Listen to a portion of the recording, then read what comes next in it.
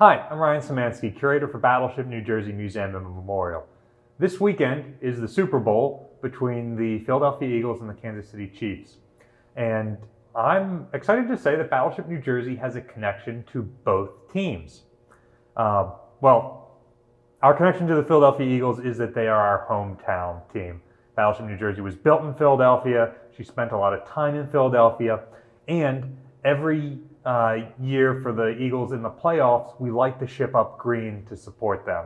We can see Eagle Stadium from here, and if they weren't our hometown team, we would have already bombarded it to rubble. Fortunately for the Kansas City Chiefs, they are out of range of our guns.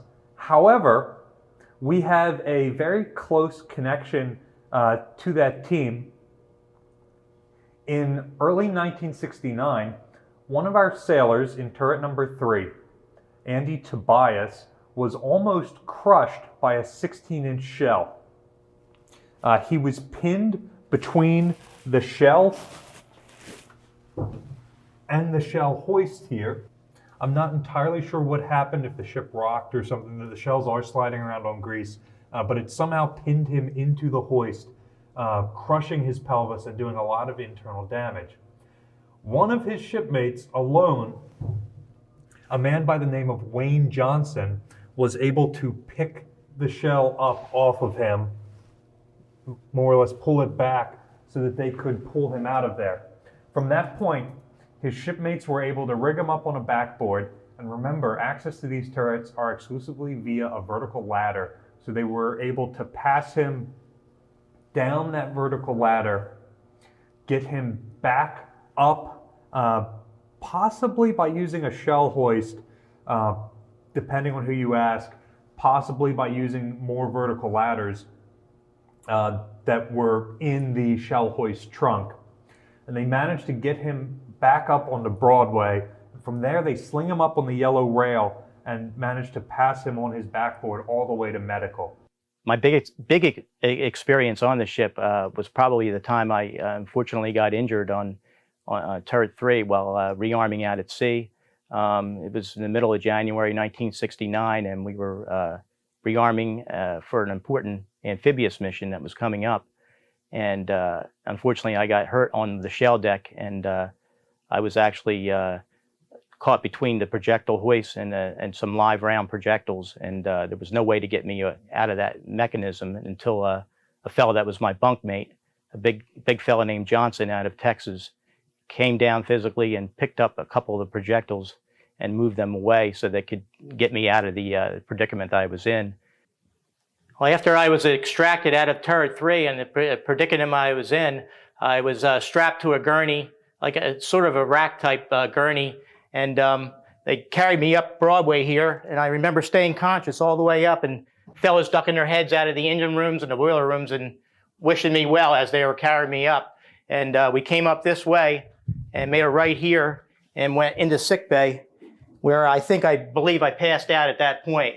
And we're heading that way now, and we're almost there. Sick bay's right around the corner from turret number 1, and that's where we're headed.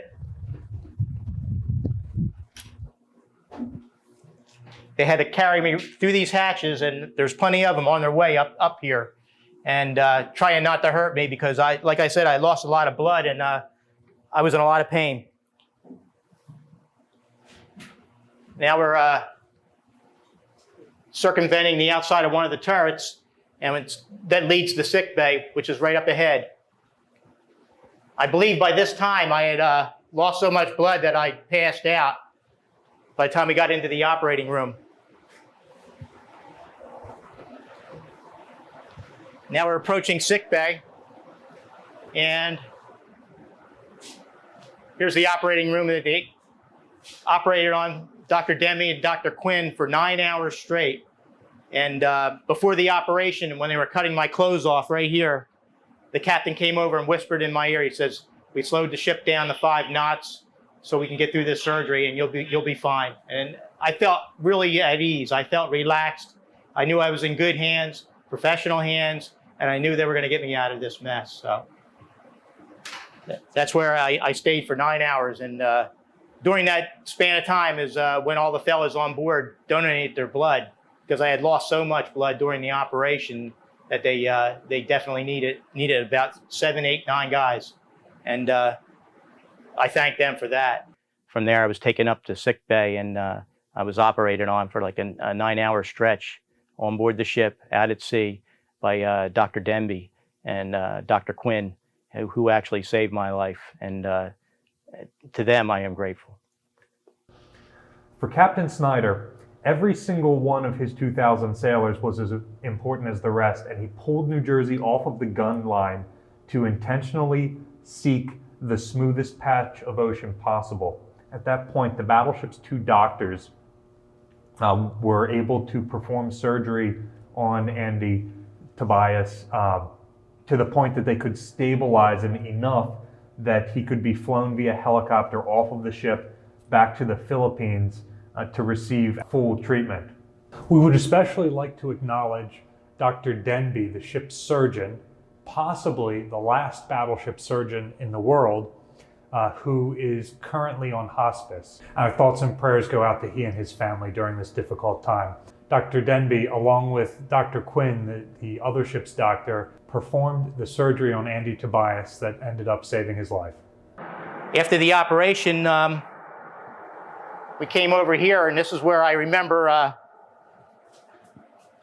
spending a day of recuperative time right in this bunk right here. I recall the corpsman at night sitting here on watch. I guess they had the duty, holding the flashlight, reading a book, and at the same time keeping an eye on me. And I felt at ease. I felt really comfortable, knowing that the fellows that I worked with were taking care of me, taking really good care of me. I think I spent a night here on the sick bay.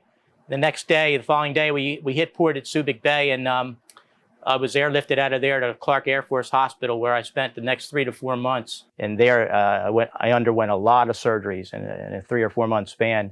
And during that time, I guess through the USO, we had visitors of all different makes and sizes, and people from Broadway, entertainment, you name it. This one particular day, these 4 big fellas walked in, and I said to the guy in the bunk next to me, I said, "Gee, I don't know who these guys are, but they're awful big. They look like football players."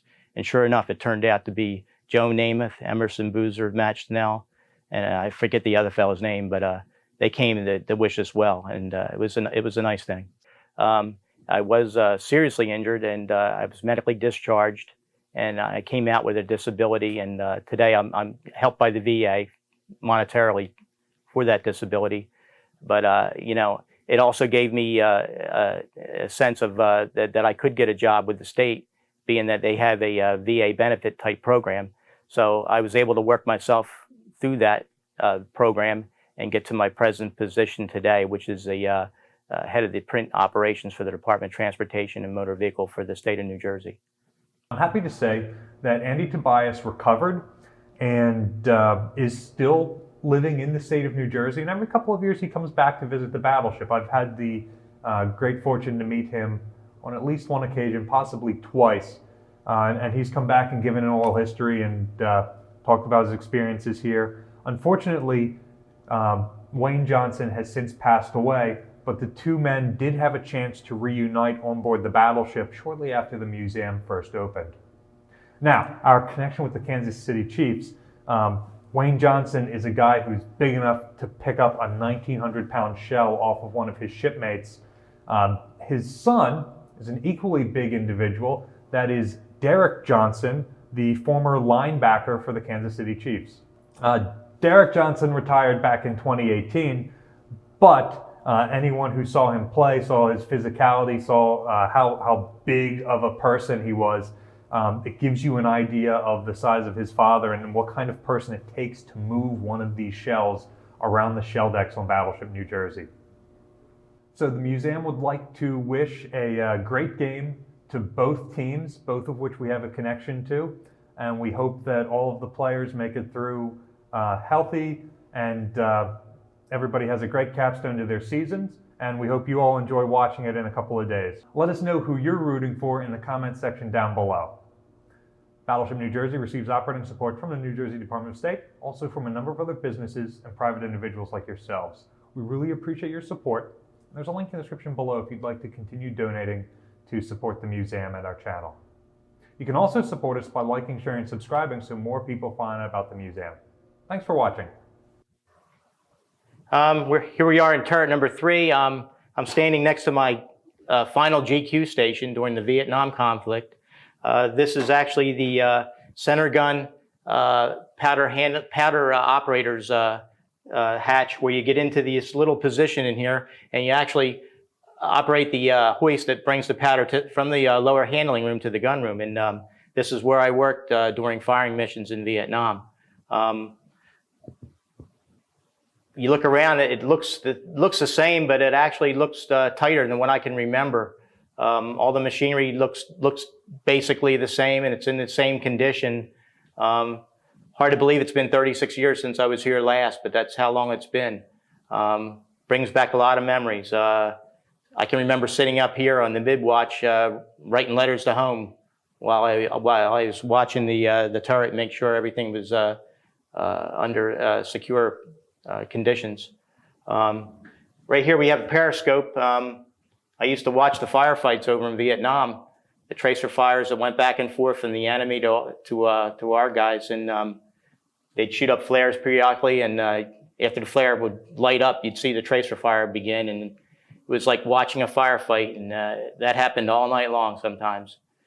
Also, I used to turn in the periscope and aim it to the hospital ships that stood off about 5 miles and watch the wounded being flown back and forth. That would go on all night long, and it's something I'll never forget. And not too many people actually have a chance to say that, yeah, they've seen something like that. But I was first stationed at a left gun, and I typically worked there, but that was my duty section. And we had 3 duty sections on board the ship, and the left gun was mine. But my GQ station was right here, and brings back a lot of memories.